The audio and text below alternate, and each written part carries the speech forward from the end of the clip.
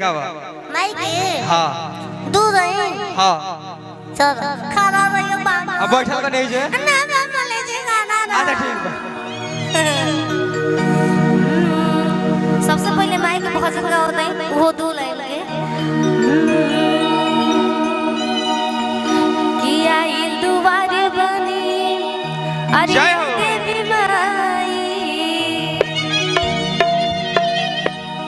आइल दुआरे बनी हे देवी माई अपन परिचय कहूँ बनाई कि चुमल चाहिए तोहर पावना जय हो किने हवा नाम हो किने हवा नाम हो किने हवा नाम हो किने हवा नाम हो आइल दुआरे बनी हे देवी माई अपन परिचय कहूँ बनाई चुमल चाहिए तोहर पावना किने हवा नाम हो कि पगली नाम हो किने हवा नाम हो कि पगली नाम हो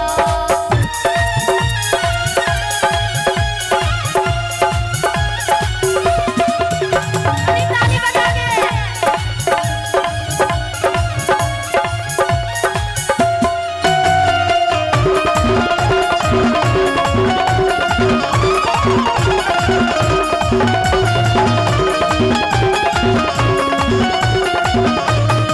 आइल दुआरे बनी हे देवी माई अपन परिचय कहूँ बनाई चुमल चाहिए तोहर पावना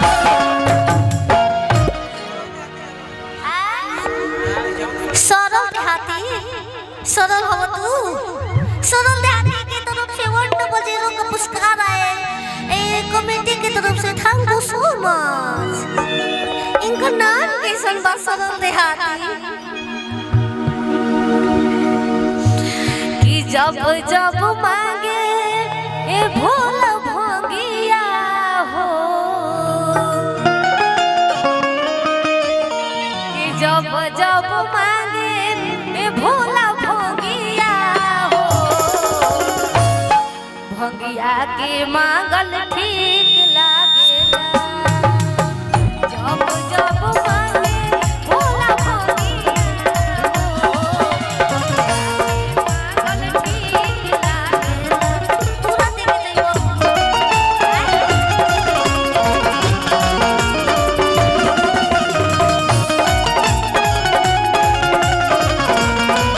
अधिक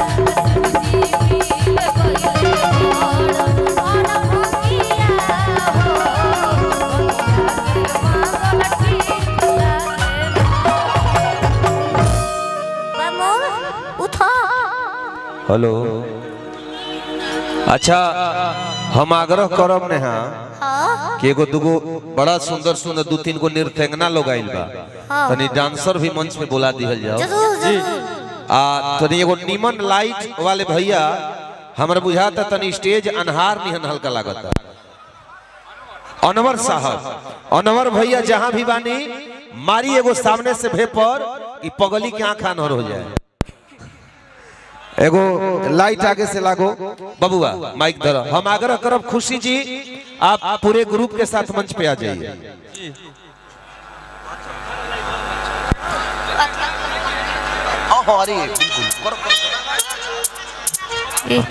अरे हम बानी जे बानी डब्लू पांडे जी की तरफ से बहुत बहुत पुरस्कार।